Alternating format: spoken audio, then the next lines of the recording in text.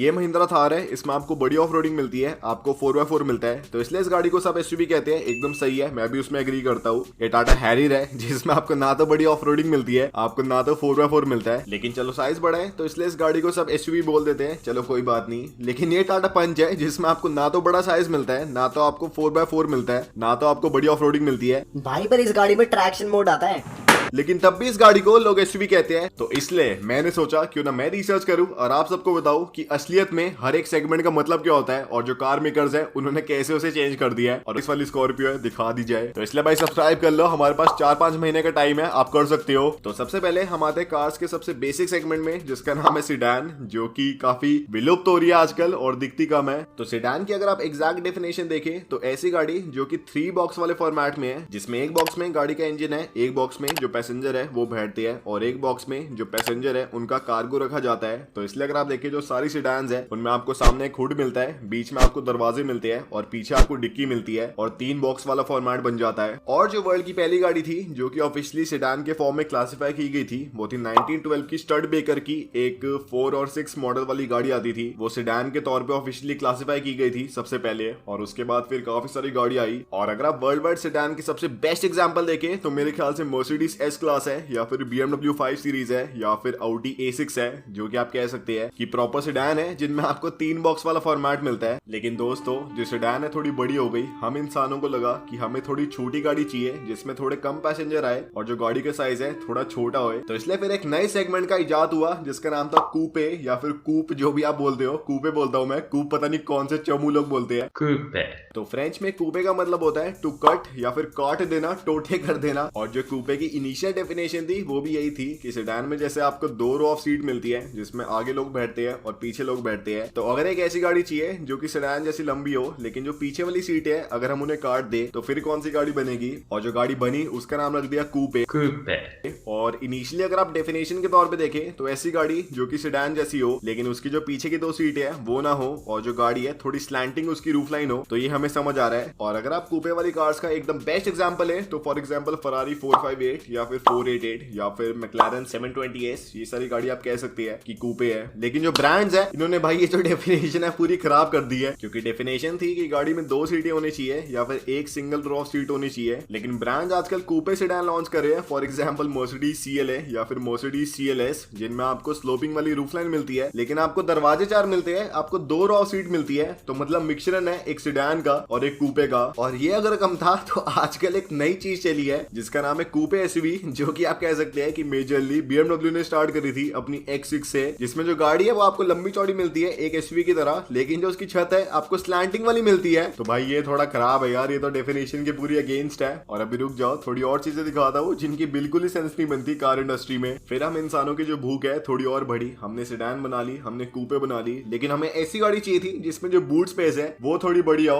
तो इसलिए फिर हम इंसानों ने इजाद करा एक नई फॉर्म ऑफ कार्स का जिसका नाम है स्टेशन वैगन, जिसमें आपको सिडान जैसे स्टाइल में आपको सिडान वाली बॉडी में थोड़ी एक्स्ट्रा बूट स्पेस मिलती है, आपको थोड़ा डिफरेंट डिजाइन मिलता है। जैसे जो सिडान है उसमें आपको 3 बॉक्स वाला फॉर्मेट मिलता है, लेकिन जो स्टेशन वैगन है उसमें आपको 2 बॉक्स वाला फॉर्मेट मिलता है, जिसमें एक डब्बा है इसके इंजन के लिए और एक डब्बा है इसके पैसेंजर्स के लिए और कार्गो के लिए, दोनों के लिए कंबाइंड, जिसमें कोई भी पार्टीशन नहीं होता पैसेंजर्स के बीच में और कार्गो के बीच में। और ऐसी वाली कार्स का नाम स्टेशन वैगन इसलिए रखा गया क्योंकि ये वाली कार्स यूज होती थी पैसेंजर्स को और उनके कार्गो को ट्रांसपोर्ट करने के लिए स्टेशन से उनके घर पे, मतलब स्टेशन वैगन। आपको समझ आ रहा है। और स्टेशन वैगन के जो बढ़िया एग्जांपल है आजकल की डेट में वो है ऑक्टाविया कॉम्बी या फिर स्कोडा सुपर्ब कॉम्बी, जिसमें जो गाड़ी है वो तो सेम है सिडान जैसी, लेकिन जो गाड़ी के पीछे का फॉर्मेट है आपको थोड़ा डिफरेंट मिलता है। और इंडिया में जो ये वाला ट्रेंड है स्टेशन वैगन्स का बहुत ही कम है, इंडिया में काफी कम पसंद करते हैं लोग ऐसी कार्स को। लेकिन फिर एक और दिमागदार आदमी पैदा होता है जिसे लगा कि क्यों ना एक स्टेशन वैगन को और एक कूपे को मिला के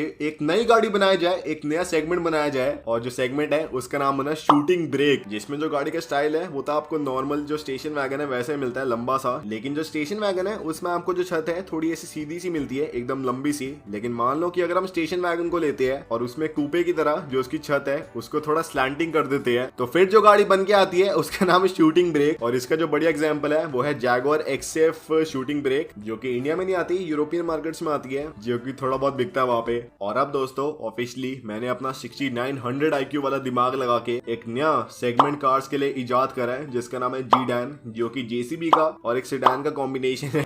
जिसमें आपको सेडान वाली बॉडी मिलती है, लेकिन आपको जैसे जेसीबी का जो सामने का हाथ है वो आपको मिलता है उसमें अटैच। तो अगर आपको लेना आप कॉन्टैक्ट कर सकते हैं 69,420 और जो गाड़ी का प्राइस है वो है 69,42,000 एक्स शोरूम इंडिया। तो अगर आपको लेनी आप कॉन्टैक्ट कर सकते हैं।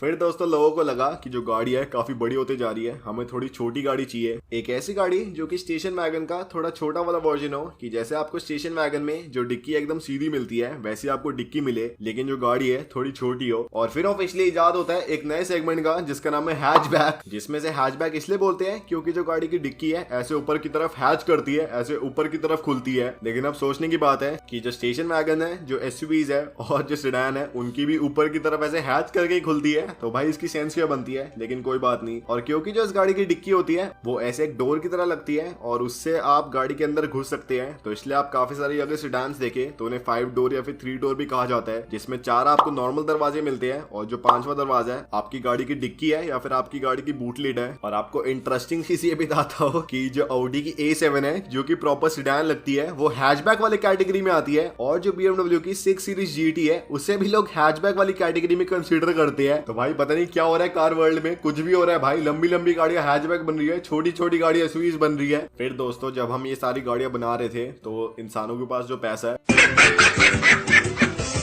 बहुत सारा आता गया, और जो इंसान है उन्हें थोड़ी प्राइवेसी चाहिए थी, उन्हें थोड़ी लंबी गाड़ी चाहिए थी जिसमें उन्हें ऐसे थोड़ी फील आए अमीरों वाली, और साथ ही में उन्हें डिवीजन चाहिए था उनके ड्राइवर में और उनके बीच में। तो इसलिए फिर एक नए सेगमेंट का इजाद होता है जिसका नाम है लिमोजीन, जिसमें जो गाड़ी की लेंथ है बहुत ही आपको लंबी मिलती है और एक आपको पार्टीशन मिलता है ड्राइवर के बीच में और जो उसका पैसेंजर है उसके बीच में। और जो इनिशियल की कार थी जो कि बहुत ही पुरानी थी अमेरिका में, उसमें जो ड्राइवर है उसके लिए कोई छत वत होती नहीं थी, सिर्फ जो पैसेंजर है पीछे के उनके लिए आपको छत मिलती थी। तो इसलिए अगर आप US society of automobile engineers की डेफिनेशन देखें एक लिमोजीन की, तो ऐसी गाड़ी जिसमें जो पैसेंजर है वो कैबिन के अंदर बैठते हैं और जो ड्राइवर है वो कैबिन के बाहर बैठता है आउटसाइड। तो चलो ये भी सही था, लेकिन फिर एक कोई बहुत ही महारथी पैदा होता है जिसे लगता है क्यों ना हम इस वाले कंसेप्ट को उल्टा कर दे कि जो ड्राइवर है वो गाड़ी के अंदर बैठ रहा है लेकिन जो पैसेंजर है पीछे वाला वो गाड़ी के बाहर बैठ रहा है। और फिर एक नई वाली गाड़ी का इजाद होता है जिसका नाम है लैंडोले, जिसमें सामने से जो गाड़ी है एकदम एग्जैक्टली वैसी होती है लंबी सी, लेकिन जो पीछे से गाड़ी खुली होती है। और ऐसी जो गाड़ी है बहुत ही कम है वर्ल्ड में। फॉर एग्जांपल मर्सिडीज G650 लैंडोले आती है और एक मैबाक की लैंडोले आती थी, और बाकी बहुत ही कम कार्स है वर्ल्ड में। और ये मेजरली बनी थी सारे पॉलिटिशियंस के लिए क्योंकि उन्हें हाथ फैलाना होता है अपनी गाड़ी से बाहर अपने आसपास के सारे लोगों के लिए। लेकिन उसके बाद कोई बहुत ही महारथी आदमी था जिसका मैं धन्यवाद करता हूँ, जिसने सनरूफ का कंसेप्ट निकाल दिया और ये जो लैंडोले वाली गाड़ी है इनको बंद करा दिया। भाई सोचो भाई कैसे बैठेगा कोई बंदा इस गाड़ी में पीछे, ऐसे कितना अजीब नहीं लगेगा कि पूरी ऐसे गाड़ी कवर्ड है सामने से लेकिन पीछे जहाँ पे आप बैठे हो वो पूरी खुली हुई है, और आप ऐसे ट्रैफिक में रुके हो तो सारे आसपास के जो ऑटो वाले हैं और जो बाइक वाले हैं आपको ऐसे ताक ताक के देख रहे गाड़ी के अंदर, तो थोड़ा अजीब लगेगा भाई। फिर दोस्तों ये जो हम छत खोल रहे थे ये हमें लगा कि पूरी गाड़ी में खुलनी चाहिए छत, जो सामने की छत है वो भी खुले और जो पीछे की छत है वो भी खुले। तो इसलिए हमने एक नई गाड़ी का इजाद करा जिसका नाम है कन्वर्टिबल, जिसमें जो गाड़ी की छत है ऐसे रिट्रैक्टेबल होती है, जिसमें जो गाड़ी की छत है खुल जाती है। और ये जो रिट्रैक्टेबल छत होती है ये हार्ड टॉप में भी आती है, फॉर एग्जाम्पल फरारी पोर्टोफिनो में, और सॉफ्ट टॉप में भी आती है, for example C class cabriolet में। और अब आता है नया वर्ड जिसका नाम है कैब्रियोले, जो कि आप कह सकते हैं कि एक यूरोपियन वर्ड है कन्वर्टिबल के लिए, कि जैसे जो यूएस के लोग हैं वो कन्वर्टिबल कहते हैं और जो यूरोप के लोग हैं वो कैब्रियोले कहते हैं। तो भाई ये यूरोप के लोगों ने और अमेरिका के लोगों ने सारा कुछ खराब कर दिया भाई वोकैबुलरी में। हमारे इंडिया की हिंदी बढ़िया भाई, सोचो ऐसे हिंदी में जैसे होता है ना कि छत खुलने वाली गाड़ी, मर्सिडीज C45 छत खुलने वाली। पर दोस्तों हमें थोड़ा और मजा चाहिए था लाइफ में, हमें थोड़ी और किक चाहिए थी लाइफ में, तो हमने सोचा क्यों ना ऐसी गाड़ी बनाया जाए जिसमें हो वो कूपे, जिसमें 2 सीटें हो लेकिन कन्वर्टिबल हो। तो फिर हम इंसानों ने एक नई गाड़ी का जन्म करा जिसका नाम है स्पाइडर, जिसमें आपको 2 सीटें मिलती है लेकिन जो गाड़ी की छत है वो खुलती होती है। और इसका जो बड़ी एग्जांपल है वो है अबार्थ 124 स्पाइडर, जिसमें गाड़ी की 2 आपको सीटें मिलती है लेकिन जो गाड़ी की छत है वो खुलती है। और एक और हमने गाड़ी बना दी जो कि रोडस्टर, जो कि स्पाइडर का आप कह सकते हैं कि अमेरिकन वर्जन है। लेकिन इसमें गलती क्या हो रही है कि अब जो रोडस्टर वाली गाड़ी आ रही है उनमें आपको 2 की जगह 4 सीटें मिल रही है, फॉर एग्जाम्पल टेस्ला रोडस्टर। तो भाई इसकी क्या सेंस बनती है भाई, डेफिनेशन को सब भूल गए। तो अब दोस्तों हमने गाड़ी की छत खोल ली, हमने गाड़ी को लंबा बना दिया, छोटा बना दिया,